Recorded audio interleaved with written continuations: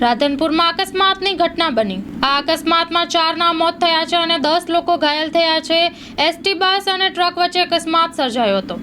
રાપર આણંદ બસનો અકસ્માત થયો હતો। રાધનપુર સમી વચ્ચે ખારિયાના પુલ ઉપર અકસ્માતની ઘટના બની હતી। રાધનપુર પોલીસ ઘટના સ્થળે પહોંચી ગઈ હતી અને એમ્બ્યુલન્સ અને સેવાભાવી લોકો પણ ઘટના સ્થળે પહોંચી આવ્યા હતા।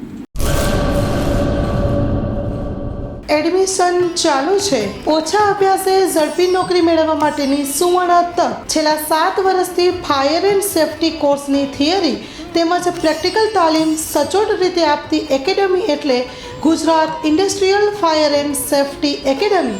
પ્રેક્ટિકલ તાલીમમાં ફાયર ડ્રીલ, રેસ્ક્યુ, આગ પર કાબૂ કઈ રીતે મેળવવો તેમજ પોતાની સુરક્ષા સાથે આસપાસના વ્યક્તિ તેમજ જીવન જરૂરિયાતની વસ્તુઓનો બચાવ કઈ રીતે કરવો તેની સંપૂર્ણ તાલીમ આપવામાં આવે છે।